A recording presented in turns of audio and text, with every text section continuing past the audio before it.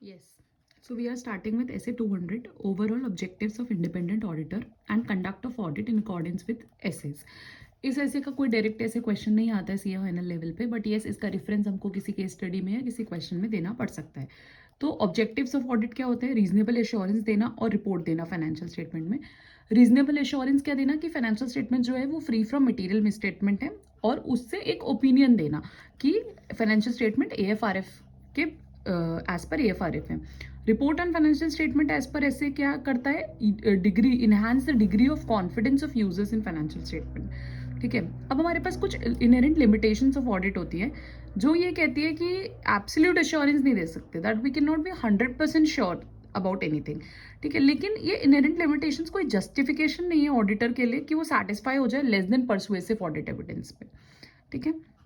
क्या inherent limitations of audit होती है? 3 होती है. Nature of financial reporting, nature of audit procedure and timeliness of financial reporting and balance between benefit and cost. Nature of financial reporting में क्या होता है?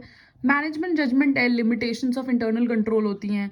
ठीक है. मैनेजमेंट का बहुत जजमेंट होता है फाइनेंशियल रिपोर्टिंग में, बहुत जजमेंटल चीज होती है, तो it can be different from one two another. Nature of audit procedures क्या है? कुछ प्रैक्टिकल एंड लीगल लिमिटेशंस हो सकती हैं. और timeliness of financial reporting and balance between benefit and cost.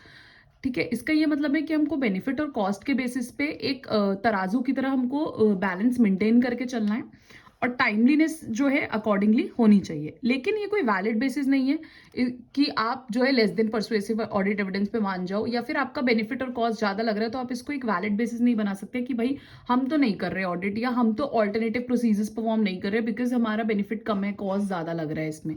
ठीक है. फिर आता है हमारा प्रोफेशनल स्केप्टिसिज्म. इस वर्ड का यूज बहुत सारी जगह आता है. Includes questioning mind. Basically, professional skepticism means questioning minds, being alert to conditions which may indicate that possible misstatement due to fraud or error and critical assessment of audit evidence. कि कोई possible misstatement हो सकती है fraud और error की वजह से, और critical assessment करना है audit evidence का.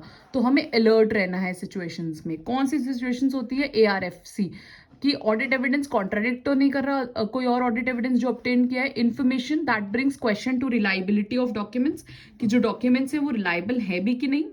Contradictions that indicate possible frauds, कि कोई फ्रॉड की कंडीशन तो नहीं हो. Circumstances that suggest addition to required by SAs, procedures addition to required by assess.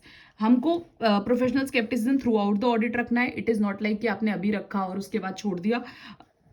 क्यों? हमें कुछ रिस्क को रिड्यूस करना होता है. जो रिस्क होते हैं वही ओवरलुकिंग अनयूजुअल सर्कमस्टांसेस कोई ऐसी अनयूजुअल सर्कमस्टांसेस है जो हमको लग रहा है कि ये जनरली तो नहीं होती है, तो हम उसको ओवरलुक कर जाएंगे अगर प्रोफेशनल स्केप्टिसिज्म नहीं रखेंगे. Over generalising when drawing conclusions from audit observations. हम सोचेंगे तो जनरली ऐसा ही होता है, हम हर चीज़ को जो एक्सेप्शनल भी होगी उसको जर्नलाइज कर देंगे. और using inappropriate assumptions in determining nature, timing and extent of audit procedures. हम कोई ऐसे एजम्पशंस ले लेंगे एंटी ऑफ ऑडिट प्रोसीजर में जो कि इनएप्रोप्रिएट होंगे. सो दिस इज ऐसे 200, जितना बड़ा नाम उतना छोटा सा स्टैंडर्ड.